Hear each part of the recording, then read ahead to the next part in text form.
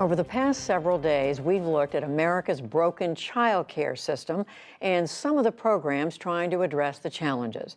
In this final part of our series, Raising the Future, America's Child Care Dilemma, special correspondent Kat Wise and producer Kate McMahon examine a key question confronting the country: what now? It's the busy lunchtime hour at Seinert's Bakery and Barak Cafe in downtown McCook, Nebraska. The man behind the counter is Matt Seinert. In our figure eights, very popular.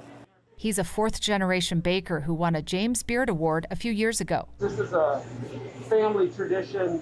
Seinert says there are a lot of ingredients needed to run a successful business.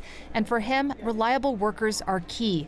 Buy three, get three, okay? He has about 30 employees, and over the years, some of his staff have had to quit due to childcare challenges. Our people have to be here to make the product. They have to be here on time every day to make the product because our patrons expect rolls and donuts and breads and sandwiches to be here. And when there's not adequate child care, it causes problems. Seinert is one of the many Americans who've been impacted in some way by the country's patchwork childcare system, which cost the overall economy an estimated $57 billion a year before the pandemic. I am a registered Republican. As a business person, my mind goes to investment, and I think that childcare is an investment. Obviously, from the parent, that needs to be part of it, but maybe the rest of us need to be part of it too. Should the rest of us chip in for childcare? What would a national childcare system look like? In the wake of the pandemic, those are some of the many questions being discussed and debated across the country in homes, boardrooms, and Washington, D.C. Countries in the world. President Joe Biden's message: childcare is as essential to the national economy as bridges and roads. American Families Plan will provide access to quality, affordable child care. He is pushing for sweeping reforms that include free child care for low-income parents, reduced fees for middle-income earners, a $15 minimum wage for providers, universal preschool for 3- and 4-year-olds, and paid family leave. The U.S. is the only industrialized country that does not have a national paid leave policy. It's an issue we heard from parents about, including childcare advocate and author Elliot Haspel.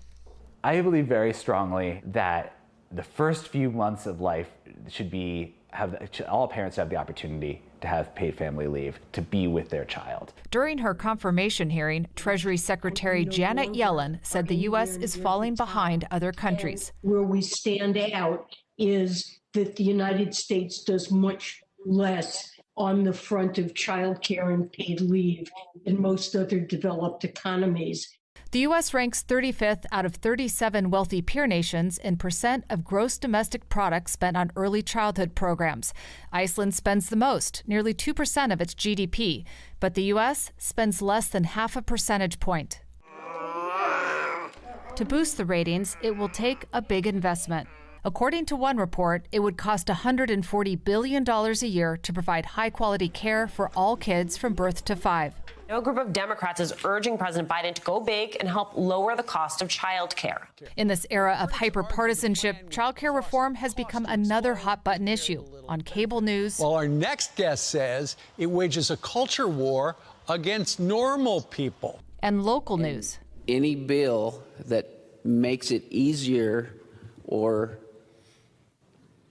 more convenient for mothers to come out of the home and let somebody else raise their child, I just don't think that's a good direction for us to be going.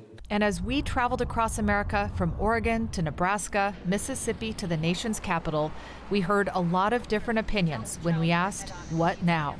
We are already paying enough taxes. However, if they use the money that they're already collecting to help parents, it would be great. Child care, even when a person starts making a living wage, it shouldn't be taken away from them. And I think that child care should be free. You want me to carry you? How will America work through its child care dilemma? Okay. This may be the moment the nation decides. For the PBS NewsHour, I'm Kat Wise.